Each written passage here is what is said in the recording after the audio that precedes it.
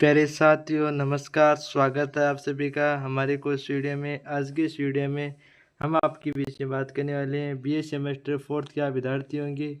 BA semester fourth क्या विद्यार्थी होंगे बीएससी के अंतर्गत आपकी सब्जेक्ट होगी constitutional values and fundamental duties, यानी कि संवैधानिक मूल्य और मौलिक कर्तव्य आपके टॉपिक का नाम होगा और कोर्स कोड आपका ये रहा होगा। तो आपका स्वागत है। इस वीडियो में पूरी डिटेल से हम बात करने वाले हैं, तो आपको बिना किसी देरी के बिना किसी डाउट के इस वीडियो से जुड़ जाना है। पूरी डिटेल से हम आपके इंपॉर्टेंट नोट्स के बारे में बात करने वाले हैं। एक भी सिंगल क्वेश्चन आपकी हमारी क्लास से एक भी क्वेश्चन आपको बाहर नहीं जाएगा। सबसे पहले हम करने वाले हैं आपके बीच नोट्स होने के बाद हम करेंगे आपके बीच में इंपॉर्टेंट क्वेश्चन जो आपके एग्जाम में आते हैं उसी पैटर्न के अकॉर्डिंग। तो आपको बिना किसी देरी के बिना किसी डाउट के इस वीडियो को शुरू से अंत तक देखना, जिससे कि आपको हर एक कंटेंट आपको सही तरीके से समझ में आ सके। तो आपको बिना किसी देरी के इस वीडियो से जुड़ जाना है।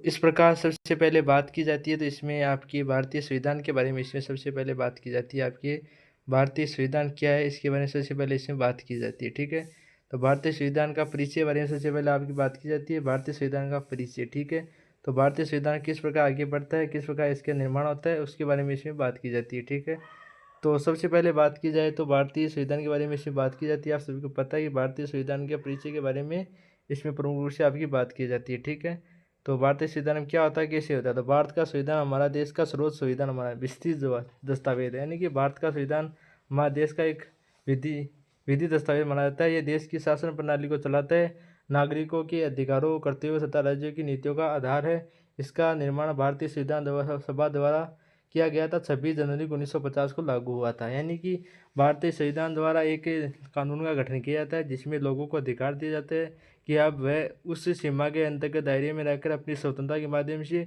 एक अच्छा कार्य कर सकते हैं और अपनी स्वतंत्रता से जीवन जीने की उनको स्वतंत्रता है। ठीक है, इस प्रकार संविधान में कुछ कानून बनाए गए थे और कुछ जो गलत कार्य थी उनको भी रोका गया था। यानी कुछ लिमिट अच्छे काम करने के लिए छूट थी, लेकिन गलत कार्य करने के लिए भी छूट नहीं थी। यानी कि कानून बनाया गया था कि कौन गलत के साथ गलत होगा, सही के साथ सही होगा। तो भारतीय संविधान सभा गठन कब होता था, 9 दिसंबर 1946 को संविधान सभा गठन होता। आपकी एग्जाम में इस छोटे वाले क्वेश्चन में 100% आएगा कि संविधान सभा गठन कब हुआ था। आप सिंपल लिखकर आ जाना कि 9 दिसंबर 1946 को संविधान सभा गठन होता है।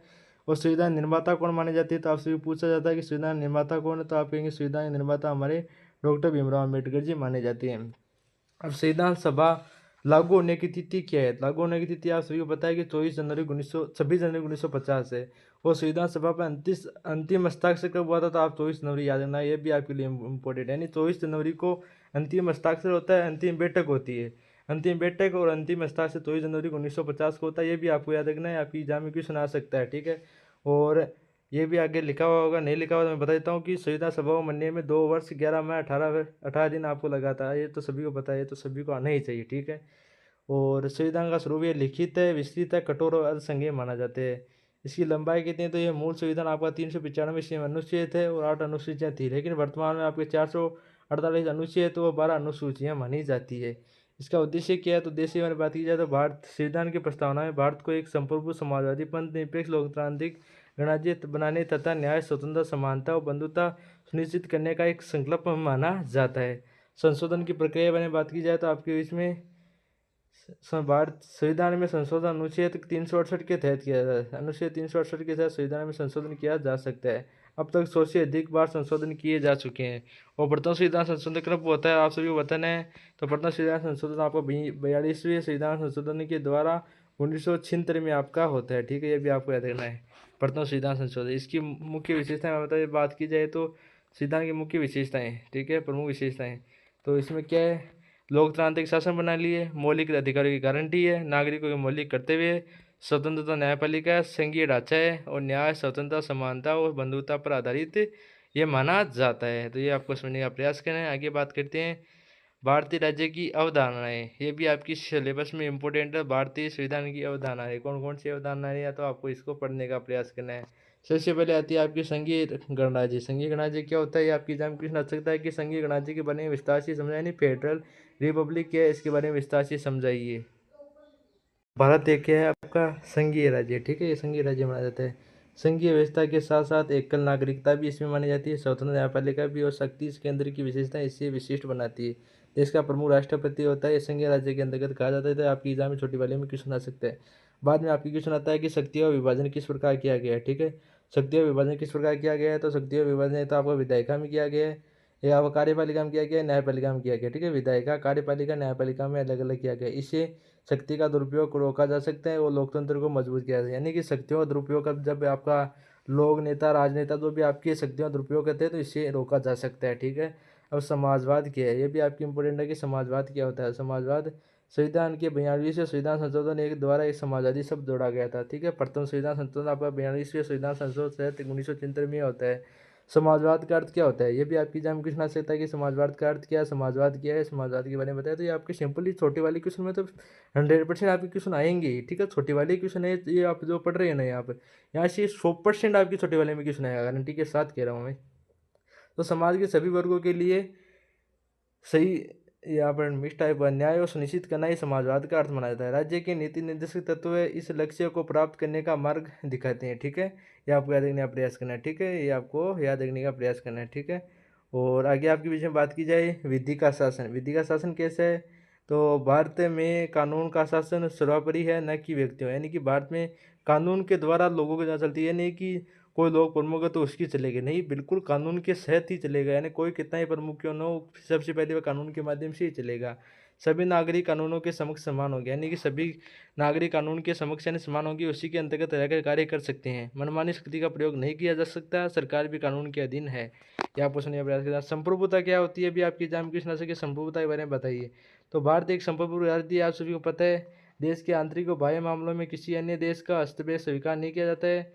भारत अपने निर्णय स्वयं लेने के लिए स्वतंत्र माना जाता है। आगे बात करते हैं लोकतंत्र। लोकतंत्र के बारे में बात की जाए आपके बारे में, लोकतंत्र क्या होता है, तो भारत में लोकतंत्र का अर्थ है जनता का शासन, जनता के लिए और जनता द्वारा चुना गया शासन ही आपका लोकतंत्र कहलाता है। जनता को अपने प्रतिनिधि चुनने की अधिकार होता है। नियमित चुनाव, स्वतंत्र मीडिया, व्यक्ति और स्वतंत्रता लोकतंत्र की पहचान मानी जाती है। तो इस पर आपको समझने का प्रयास करना है, आपके लिए इंपॉर्टेंट है। अब आगे बात करते हैं धर्मनिरपेक्षता क्या होती है। ये भी आपके लिए इंपॉर्टेंट है कि धर्मनिरपेक्षता क्या है, इससे विस्तार से छोटे वाले में क्वेश्चन आ सकता है।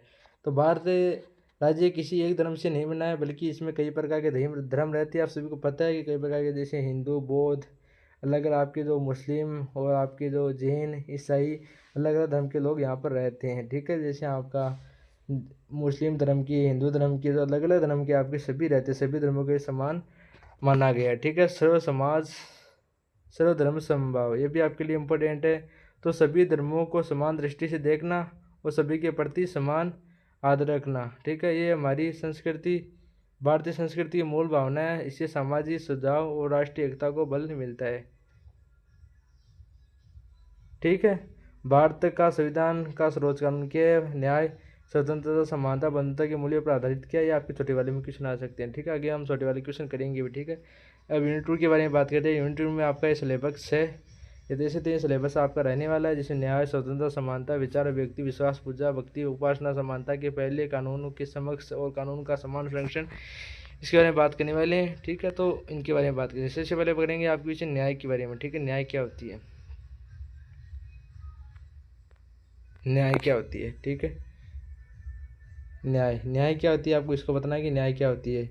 तो न्याय, इसका अर्थ होता है समाज के लिए सभी व्यक्तियों को समान, निष्पक्ष, उचित न्याय देना ही, व्यवहार करना ही आपका न्याय कहलाता है। सामाजिक, आर्थिक, राजनीति, न्याय, ये तीनों इसके प्रकार होते हैं, ठीक है। अनुप्रयोग, न्यायपालिका की स्वतंत्रता, विधि का शासन, समान नागरिक, आरक्षण की नीति आदि इसके उदाहरण माने जाते हैं, ठीक है।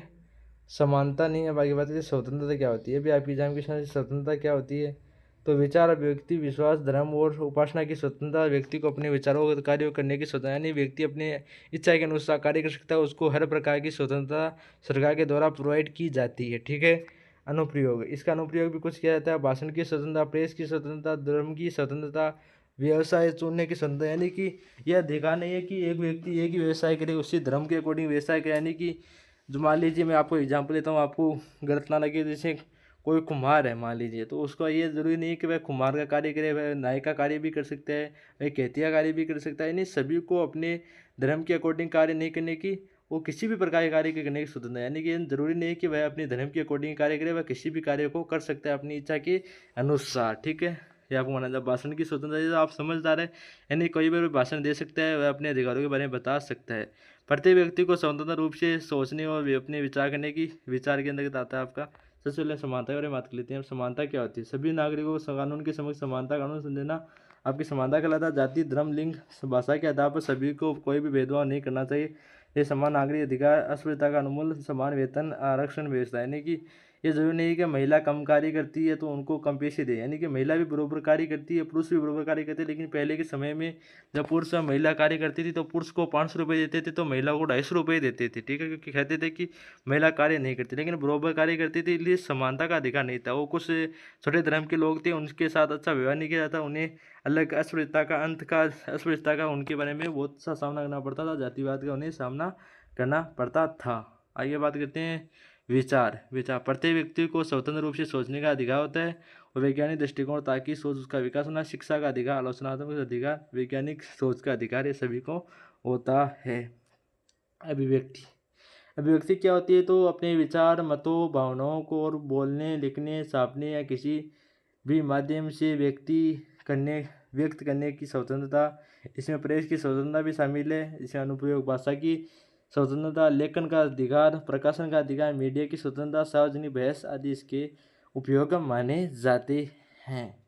आगे बात करते हैं विश्वास, ठीक है, विश्वास के बारे में बात करते हैं। विश्वास क्या होता है? तो किसी भी धर्म का विचारधारा को मानने, स्वीकार करने या मनमाने किस मानने का अधिकार, मानने का न मानने का की स्वतंत्रता, यानी ये जरूरी नहीं है कि आप जो जबरदस्ती किसी को अपना धर्म मानने के लिए कहते हैं। अंतःकरण स्वतंत्रता को सुनिश्चित करता है। धर्म परिवर्तन की स्वतंत्रता, विभिन्न आस्थाओं का समान व्यक्तित्व। यह जरूरी नहीं है कि आप हिंदू धर्म में हो तो आप हिंदू धर्म में रह सकते हो। आप हिंदू धर्म के हो तो मुस्लिम की लड़की से भी विवाह कर सकते हो, मुस्लिम के हो तो हिंदू की लड़की से भी विवाह कर सकते हो, ये कहा गया है इसके अंतर्गत। आगे बात करते हैं पूजा, ठीक है, पूजा के बारे में बात करते हैं। आपकी पूजा आ गई है, ठीक है। पूजा क्या होती है, कैसे होती है, ठीक है।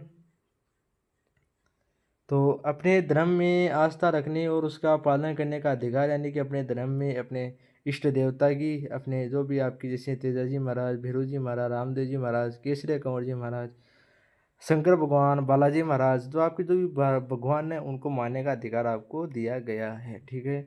किसी भी प्रकार के दबाव या भेदभाव के बिना, ठीक है, आप किसी भी बिना किसी दबाव या बिना किसी भेदभाव के अपने इष्ट देवता की पूजा कर सकते हो। धार्मिक स्वतंत्रता, धार्मिक संस्थाओं की स्थापना, पूजा स्थलों की रक्षा करना, जैसे मंदिर का भी स्थापना आप कर सकते हैं। भक्ति की भी आपकी स्वतंत्रता, जैसे आप किसी को रामदेव जी का भक्त है, कोई तेजा भक्त है, कोई कन्नी सेना है, कोई अलग अलग, जैसे कन्नी माता का भक्त है, कोई अलग अलग, आपका ओम बन्ना का अलग अलग, आपके सभी के भक्त माने जाते हैं, ठीक है। तो ईश्वर या किसी उच्च सत्ता के प्रति निष्ठा, संप्रमण, संप्रति भाव रखना, वह व्यक्तित्व है। आध्यात्मिकता, स्वतंत्रता, भाग, धार्मिक अनुष्ठान करने की स्वतंत्रता, आध्यात्मिक साधना का अधिकार, यानी कि ये भी आपको अधिकार दिया गया है, ठीक है। उपासना क्या होती है आपकी? वर्शिप क्या होती है, इसकी बारे में बात करते हैं। तो अपने धर्म के अनुसार उपासना करने, पूजा करने और धार्मिक अनुष्ठान करने की स्वतंत्रता, इसमें धार्मिक सभाएं और त्यौहार मनाने का अधिकार भी शामिल है, और धार्मिक उत्सव, यात्रा, सभा और प्रार्थना करने का अधिकार। यह जरूरी नहीं है कि आप अपने घर पे रहे, आप कहीं पर भी किसी भी मंदिर में आप जाकर वहाँ पर धोख लगा सकते हैं, आपको अधिकार दिया गया है। यानी कि हर एक मंदिर में आप जा सकते हैं, चाहे नीची समाज के हो, चाहे ऊँचे समाज के हो, सभी को अधिकार प्रोवाइड किया गया है, ठीक है। इस प्रकार मैं समझाने का प्रयास करूँ तो आप समझ रहे होंगे, ठीक है। इतना समझाया मैंने आज तक किसी क्लास में नहीं, जिसके आपकी क्लास में समझाने का प्रयास कर रहा हूँ मैं, क्योंकि मेरे पास समय काफ़ी अच्छा ज़्यादा पड़ा है। समानता के पहले कानून के समक्ष कानून, ठीक है। तो सभी व्यक्ति कानून की दृष्टि से समान है, कानून के सामने कोई विशेषाधिकार नहीं है। सरावे किसी के साथ भेदभाव नहीं करेगा, कोई किसी के साथ भेदभाव नहीं करेगा। इसी तरीके अंध समान दंड हो, यानी कि कोई भी किसी के साथ गलत कानून नहीं चला सकता, ये भी अधिकार दिया गया है, ठीक है। ये समझने का प्रयास करना है आपको। आगे बात करते हैं आपके बीच में कानून का समान संरक्षण, ये भी आपके लिए इम्पोर्टेंट है। कानून का समान संरक्षण, ये आपका बंधुता, ये भी आपके लिए इम्पोर्टेंट है। भाई जो आपका होता है उसको बंधु कहते हैं। तो आगे बात कर लेंगे इसमें। समान परिस्थितियों में स्थित लोगों के साथ समान व्यवहार करना, कानून सभी नागरिकों की रक्षा करता है। भेदभाव विभेद, ये आपका भेदभाव वाला ही है कि यानी सभी के साथ समान अधिकार दिया गया है। बंधुता क्या, सभी नागरिकों के बीच भाईचारा करना चाहिए और सभी के साथ एकता की भावना दिखाना चाहिए। समाज में परस्पर समान और सहयोग बढ़ाना चाहिए, यानी कि आपके पास पैसे हैं तो आप अपने भाई को पैसे दीजिए, कि उसके पास पैसे है तो आप ले सकते हो, ये आपका समान भाईचारा होता है। गरिमा क्या होती है? प्रत्येक व्यक्ति को मान मर्यादा के साथ ही अपना कार्य करना चाहिए, किसी को कोई नुकसान नहीं पहुंचाना चाहिए, ठीक है। आगे बात करते हैं एकता और अखंडता। तो राष्ट्र की एकता और अखंडता और संप्रभुता को बनाए रखना, भौगोलिक, राजनीतिक और सांस्कृतिक एकता को सुदृढ़ करना, इसका माना जाता है अलगाव या का विरोध और राष्ट्रीय एकता और आपका प्रतीकों का समान राष्ट्र हित सर्वोपरि करना, ये माना जाता है। आगे हम बात करते हैं यूनिट 3 के बारे में, ठीक है। यूनिट 3 के बारे में बात करते हैं आपके, ठीक है। इसमें 2 वीडियो हम करने का प्रयास करेंगे। एक वीडियो में आपका पूरा सिलेबस नहीं हो पाएगा, किस सिलेबस तो कर देंगे लेकिन क्वेश्चन हम नेक्स्ट क्लास में करने का प्रयास करेंगे, ठीक है। तो उसमें थोड़ा सा आपको थोड़ा सा नैतिकता और सिविल सेवाओं में आपकी तो होती है, उसके बारे में बात करते हैं। नैतिकता का अर्थ क्या होता है, तो आपको सिंपली सुनने का प्रयास करना है नैतिकता का अर्थ क्या होता है, ठीक है। नैतिकता का अर्थ क्या होता है तो समझने का प्रयास करना है आपको। नैतिकता क्या होती है तो सही और गलत के बीच विवेकपूर्ण लेना अध्ययन करना ही आपका नैतिकता कहलाता है। सिविल सेवाओं में महत्व है तो सिविल सेवा में नैतिक निर्णय जन विश्वास, सुशासन, भ्रष्टाचार में कमी और सामाजिक न्याय को बढ़ावा देना ही होता है, ठीक है। नैतिकता और लोक सेवा की गुणवत्ता बढ़ती है और प्रशासन अधिक प्रभावी बनता है। ये केवल नियमों का पालन नहीं बल्कि उन मूल्यों का पालन है जो समाज के लिए सही है। अब नैतिक नैतिक सिद्धांत कौन कौन से आते हैं आपके बीच में, ठीक है। नैतिक सिद्धांत आती है आपकी ईमानदारी। ईमानदारी के अंतर्गत आता है सत्य, निष्ठा और बेहतर बाहर एक जैसा आचरण करना। निष्पक्षता क्या होती है तो बिना पक्षपात के न्यायपूर्ण निर्णय लेना चाहिए। जवाबदेही क्या होता है अपने कर्तव्यों के लिए उत्तरदायी होना। पारदर्शिता क्या होती है निर्णय तथा कार्यों की प्रक्रिया में खुलापन होना। जनहित क्या होती है जनहित जनता के हित को ही सर्वोपरि मानना। नियमों का कानून क्या होता है तो कानून और नियमों का ईमानदारी से पालन करना चाहिए, ठीक है। सम्मान क्या होता है तो रिस्पेक्ट क्या होती है आपकी रिस्पेक्ट करने वाले सभी नागरिकों और सहकर्मियों के साथ प्रति आदर भाव करना।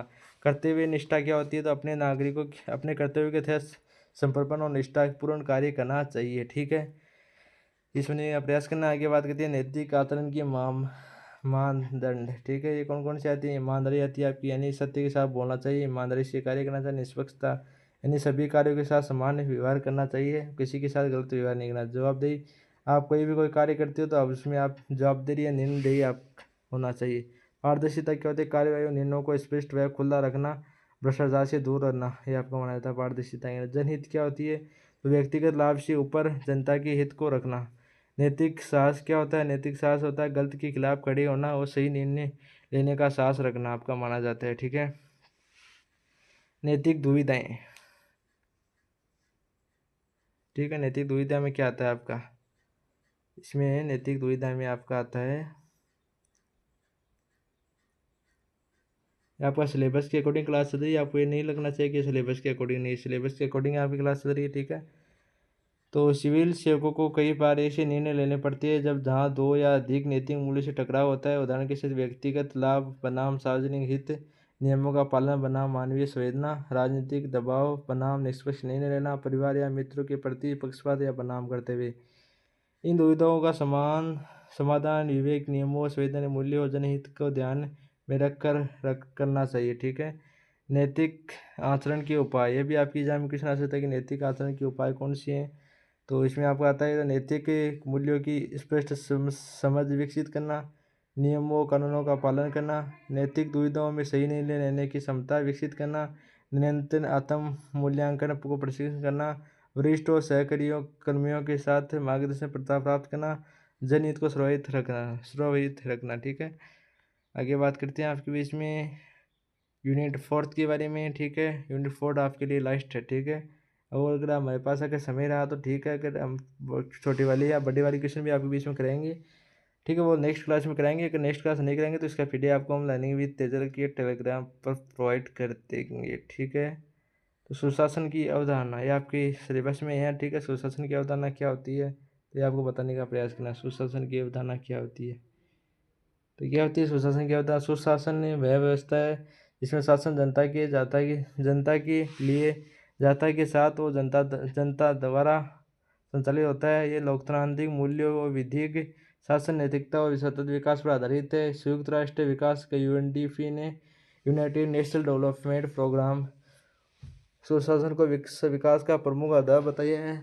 सुशासन नागरिकों के 3 जीवन की गुणवत्ता में सुधार का समाज में शांति सुरक्षा प्रदान करता है। इसमें भागीदारी आपकी प्रमुख से आती है। एक तो आती है भागीदारी, तो भागीदारी में आपका क्या आता है भागीदारी, नागरिकों की सक्रिय भागीदारी होनी चाहिए। पारदर्शी निर्णय लेने की प्रक्रिया को खुलापन होना चाहिए। जवाबदेही यानी अधिकारियों की प्रति उत्तरदायी होना चाहिए। उत्तरदायित्व यानी नागरिकों की आवश्यकताओं के प्रति संवेदनशील होना चाहिए। कानून को शासन यानी कि संविधान एवं कानून का समान रूप से पालन करना चाहिए। निष्पक्षता, सभी के साथ न्याय, समान अवसर करना, समावेश, समाज के सभी वर्गों को साथ लेकर चलना, प्रभावशीलता, लक्ष्यों की प्राप्ति और परिणामों को ध्यान में रखना, दक्षता यानी न्यूनतम साधनों में अधिकतम परिणाम देना, सततता, वर्तमान के साथ भविष्य काल की पीढ़ियों को ध्यान रखना, नैतिकता, ईमानदारी, निष्पक्षता और नैतिकता आचरण है, और नागरिक उन्मुखता तो आपके नागरिकों की आवश्यकता पर केंद्रित शासन। ठीक है, आगे बात करते हैं आपके सुशासन के उपकरण। तो सुशासन के उपकरण कौन कौन से आते हैं आपके? ये तो आपकी RTI आती है।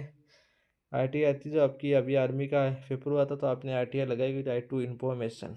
ठीक है, यह पारदर्शिता बढ़ाने और सूचना तक पहुंच तक सुनिश्चित करना का साधन है। ठीक है, एक आपका आता है ई-कॉमर्स। ठीक है, ई-कॉमर्स आता है। ई-कॉमर्स क्या होता है? ई गवर्नेंस है आपका, कॉमर्स नहीं है। तो सेवाओं को डिजिटलीकरण का समय, धन और मानव श्रम की बचत करता है। आगे आता है आपका सामाजिक अंकेक्षण। अंकेक्षण आता है, सामाजिक अंकेक्षण आता है योजनाओं की निगरानी व सामाजिक जवाबदेही सुनिश्चित करना। आगे आता है आपका सर्व नागरिक चार्टर यानी सिटीजन सेट। तो सेवाओं के मानक स्तर पर नागरिकों को तक अधिकार प्रदान करना। लोकपाल एवं लोक हुआ तो भ्रष्टाचार पर अंकुश लगाने और जवाबदेही सुनिश्चित करने के लिए। एक आता है आपका SOG सतत विकास लक्ष्य। तो आता है समावेशी, न्याय संगत और पर्यावरण सम्मत विकास को बढ़ावा देता है। ठीक है, प्रदर्शन लेखा प्रदर्शन, ये तो सरकारी कार्यों की दक्षता और प्रभावशीलता का मूल्यांकन करना।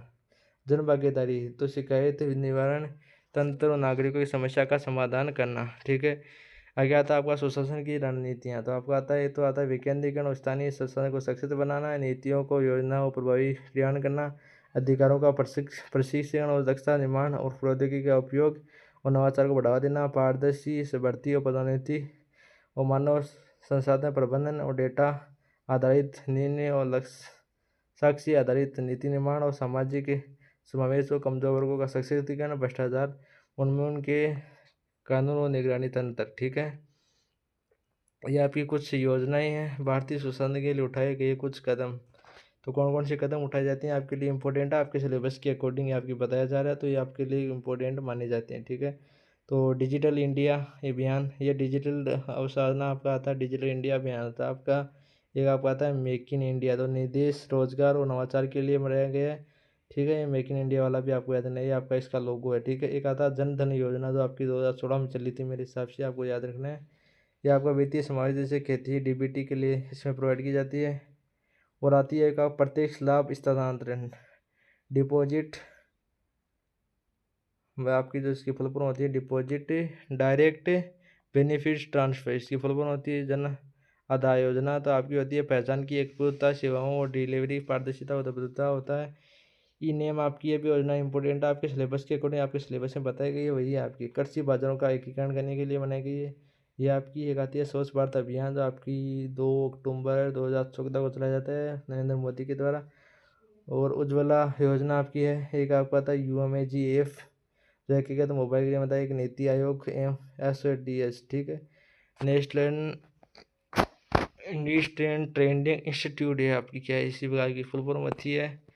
और छोटे वाले क्वेश्चन हम कर लेते हैं। ठीक है, समय है हमारे पास, अगर एक क्लास और आपको करने का समय नहीं होगा तो 2 से 3 लाइन वाले आपकी इस प्रकार आपके एग्जाम में क्वेश्चन आ सकते हैं। ठीक है, तो आपका पहला क्वेश्चन क्या है? तो भारतीय संविधान में निहित मूल्यों का क्या महत्व है? तो भारतीय संविधान में निहित मूल्य जैसे न्याय, स्वतंत्रता, समानता और बंधुता, समाज में शांति, सद्भाव, एकता बनाए रखने के लिए आवश्यक है। ये मूल्य नागरिकों के आचरण को दिशा देते हैं और एक आदर्श लोकतांत्रिक समाज की स्थापना करने में सहायक है। प्रश्न आपका, न्याय के सिद्धांत का अर्थ क्या है? तो न्याय का अर्थ होता है प्रत्येक व्यक्ति को उसके अधिकारों के अनुसार समान अवसर, निष्पक्ष व्यवहार प्राप्त हो। ये सामाजिक, आर्थिक, राजनीतिक न्याय पर आधारित होती है तथा भेदभाव को समाप्त किया जाता है। ठीक है, आगे बात करते हैं समानता के सिद्धांत का अर्थ क्या है? तो समानता का अर्थ है कि सभी नागरिकों के साथ समान कानून करना, उसकी जाति, धर्म आधार के आधार पर उसके साथ भेदभाव नहीं करना चाहिए। बंधुता क्या होती है? तो बंधुता होता है समाज में सभी के साथ आपसी प्रेम, सद्भाव और एकता की भावना उत्पन्न करना, और सभी के साथ एक दूसरे के प्रति समान भाईचारे वाला व्यवहार करना चाहिए। सिविल सेवाओं में नैतिकता क्यों आवश्यक है? तो सिविल सेवाओं में नैतिकता आवश्यक है क्योंकि प्रशासन जनता के विश्वास पर आधारित होता है, और नैतिकता आचरण, पारदर्शिता, हमारी जिम्मेदारी पर निहित कार्यों की करने की, विकसित करने की होती है। ठीक है, आगे कहता है सिविल सेवकों के लिए आचरण संहिता का उद्देश्य क्या है? ये आपके लिए इम्पोर्टेंट है। तो सिविल सेवकों के लिए क्यों इम्पोर्टेंट है? तो आचरण संहिता का उद्देश्य सिविल सेवकों को व्यवहार नियमित और यह उनकी निष्पक्षता, ईमानदारी और लोकतंत्र पर कार्य करने की जिम्मेदारी सुनिश्चित करता है। सुशासन की अवधारणा क्या है? तो सुशासन का वह व्यवस्था है जिसमें प्रशासन पारदर्शी, जवाबदेही और प्रभावी, समावेशी और जन केंद्रित हो। इसमें जनता की भागीदारी, कानून का पालन और संसाधन का उचित उपयोग किया जाता है। ठीक है। सुशासन के कौन सी उपकरण है? इसमें ई कॉमर्स, ई गवर्नेंस, आपकी नागरिक चार्ट हमने बताया था। भारतीय सुशासन के लिए कौन सी पहले था आपको बता देना, मेक इन इंडिया, स्वच्छ भारत मिशन, ई नाम, आधार योजना, उमंग ऐप, पहले आदि आपको लिख कर आ जाना है, जिससे कि आपके एग्जाम में क्वेश्चन आ जाएगा। तो भारतीय सुशासन के लिए पहले आपके एग्जाम में क्वेश्चन आ सकता है। तो इन 2-3 कंपनियों नाम लिख कर आ जाना, digital India, make in India, स्वच्छ भारत मिशन, डीपीटी, इनाम, आधार, ये आपके दो अलग अलग है। मौलिक कर्तव्यों का पालन क्यों आवश्यक है? तो मौलिक कर्तव्यों का पालन करना प्रत्येक नागरिक का नैतिक दायित्व है। इसमें राष्ट्र की एकता, अखंडता और विकास सुनिश्चित होता है। ठीक है। या कुछ नया प्रयास करना है। आगे आपके 4 क्वेश्चन बड़े वाले हैं और 4 क्वेश्चन आपके छोटे वाले भी हमने ऐड करने का कार्य किया है। ठीक है। तो सबसे पहले बड़े वाले क्वेश्चन करते हैं। आपके 4 क्वेश्चन बड़े वाले, उसको भी थोड़ा सा जल्दी स्पीड से करने का प्रयास करें। तो संविधान में निहित मूल्यों का क्या महत्व है? इन मूल्यों में नागरिकों का और राष्ट्रों का क्या लाभ है? तो संविधान में निहित मूल्य भारत की लोकतांत्रिक व्यवस्था की नींव है। ये मूल्य न्याय, स्वतंत्रता, समानता और बंधुता पर आधारित होते हैं। इनका मुख्य उद्देश्य एक ऐसा समाज बनाना जिसमें व्यक्ति गरिमा, अधिकार व अवसर वो प्राप्त हो। ये आपके यहाँ पर संविधान के मूल्य आपके आते हैं। संविधान मूल्य आपके सामाजिक, आर्थिक, व्यक्ति, अभिव्यक्ति न्याय आती है। नागरिकों को लाभ यानी सभी के साथ समान आत्मसम्मान के साथ जीने का अधिकार प्रदान करना चाहिए। राष्ट्र को लाभ यानी कि ये सामाजिक भेदभाव, शांति, एकता, प्रगति और न्यायपूर्ण गरिमा को स्थापित किया जा सकता है। तो आपको इसको एक बार रीड करना है, इसका स्क्रीनशॉट ले लेना। ठीक है। स्क्रीनशॉट ले लेना। आगे बात करते हैं आपके बीच में, भारतीय संविधान के अनुसार नागरिकों के मूल कर्तव्य कौन कौन से हैं, इनके पालन का क्या महत्व है? तो संविधान के भाग 4 के 51A में नागरिकों की 11 मौलिक मूल कर्तव्य हैं। 42वें संविधान संशोधन को 1976 के द्वारा जोड़ा गया है। ये कर्तव्य नागरिकों को राष्ट्र के प्रति उत्तरदायित्व का बोध करते हैं और आपकी मौलिक कर्तव्यों को USSR रूस से लिए गए हैं। ठीक है। रूस से लिए गए, ये भी आपको याद रखने का प्रयास करना, रूस से लिए गए। ठीक है। रूस से लिए गए हैं। ठीक है। ये आपकी मौलिक कर्तव्य रूस से लिए गए हैं। ठीक है। मूल कर्तव्य कौन से? संविधान का पालन करना चाहिए और स्वतंत्रता के उच्च आदर्शों को हृदय में संजोए रखना चाहिए, उनका पालन करना चाहिए। देश की संपूर्णता, एकता, अखंडता बढ़ाना चाहिए, देश की रक्षा करना चाहिए और राष्ट्र एक बढ़ने और राष्ट्रीय सेवा करनी चाहिए। सभी नागरिकों में संप्रभुता रखना चाहिए, आपसी भाईचारे, प्राकृतिक पर्यावरण को बनाए रखना चाहिए, वैज्ञानिक दृष्टिकोण बनाए रखना चाहिए, सार्वजनिक संपत्ति की रक्षा करना चाहिए। 6 से 14 वर्ष के बच्चों को शिक्षा ग्रहण करवानी चाहिए। ये आपके अधिकार होते हैं। सुशासन की अवधारणा क्या है? ठीक है। सुशासन की अवधारणा क्या होती है आपको बताना है। तो सुशासन की अवधारणा क्या है? सुशासन की मुख्य विशेषताओं भारत में बढ़ावा देने के उपाय बताए। सुशासन वह व्यवस्था है जिसमें समान शासन, पारदर्शिता, जवाबदेही और भागीदारी न्यायपूर्ण और प्रभावी होता है तथा नागरिकों की आवश्यकता को पूर्ति और समय पर समान रूप से करवाता है। ठीक है। पारदर्शिता आती है इसमें, एक आपकी आती है जवाबदेही, सहभागिता, ये आपकी मनुष्य आती है। इसमें आपकी भारतीय सुशासन को बढ़ावा देने के लिए आपकी कुछ कंपनियां भी, जैसे डिजिटल इंडिया, सूचना का अधिकार, RTI, लोकपाल, लोकायुक्त, नीति आयोग, सतत विकास से हमने बात की थी। ठीक है। आगे बात करते हैं नैतिक आचरण का क्या? नैतिक आचरण क्या है? लिखित सेवाओं में नैतिक आचरण के मानदंड और चुनौतियों के बारे में बताइए। तो नैतिक आचरण का अर्थ होता है कि सही और गलत के बीच विवेकपूर्ण निर्णय लेना और ईमानदारी, निष्पक्षता के साथ कार्य करना। सिविल सेवा में नैतिक आचरण के मानदंड कौन से? ईमानदारी के साथ कार्य करना और सही तरीके से कार्य करना आपके माने जाते चुनौतियां में ये आपके आते हैं। ठीक है। अब बड़ी वाले में क्वेश्चन आता है आपका कि भारत के संविधान मूल्यों का विस्तृत विवेचन कीजिए तथा इनके महत्व को स्पष्ट कीजिए। 100% आपके एग्जाम में क्वेश्चन आएगा, मैं लिख कर कह रहा हूँ आपको। ठीक है। तो इसको पढ़ने का प्रयास करना। 400 सीमा में आपको भारत का संविधान केवल शासन की रूपरेखा तैयार नहीं करता, बल्कि ये समाज के निर्णय के हेतु समाज में मूल्यों को स्थापित करता है। ये मूल्य न्याय, स्वतंत्रता, समानता, बंधुता, गरिमा, अखंडता जैसे सिद्धांतों पर आधारित होते हैं। इसके अंतर्गत आपके आते हैं, तो क्या क्या आता है इसमें? न्याय, आपकी न्याय आती है एक तो। ठीक है। न्याय आती है। न्याय क्या होती है हमने बात कर ली। स्वतंत्रता क्या होती है, समानता क्या होती है, बंधुता क्या होती है, इन सभी के बारे में बात कर चुके हैं। ठीक है। तो हम इसको दोबारा रीड नहीं कर सकते, इससे स्टूड ले सकते हो आप। आगे बात करते हैं नागरिकों के मौलिक नैतिक कर्तव्यों का वर्णन कीजिए तथा अच्छी शासन में योगदान को स्पष्ट कीजिए। ये भी 400 वर्ड आंसर वाला आपका क्वेश्चन है। ठीक है। तो इसको भी हमने रीड कर लिया, तो इसको हम दोबारा रीड नहीं कर सकते, क्या नियम में कहा गया है। 6 से 14 वर्ष के बच्चों को शिक्षा ग्रहण करनी चाहिए, सभी के साथ नागरिकों के साथ सही व्यवहार करना चाहिए।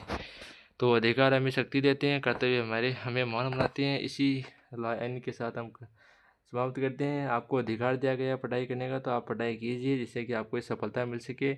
तो अधिकारों का सही उपयोग कीजिए और अधिकार के साथ कर्तव्य को भी निभाते हुए चलिए। तो इस प्रकार आपकी क्लास को करते हैं ख़त्म और आपकी एग्ज़ाम डेट रहने वाली होगी 20 जुलाई। तो आज की इस वीडियो में इतना ही। मिलते हैं एक अच्छी वीडियो में, अच्छी रेटिंग। आप लास्ट तक जुड़े और आपको इसका पीडीएफ भी मैं बता देता हूँ। 98 49 79 51 52 पर आप मैसेज कर देना, वहाँ पर आपको इसका पीडीएफ मिल जाएगा। तो आज की इस वीडियो में इतना। मिलते हैं अच्छी वीडियो, अच्छी रेटिंग के साथ। तक ले जय हिंद, जय भारत साथियों।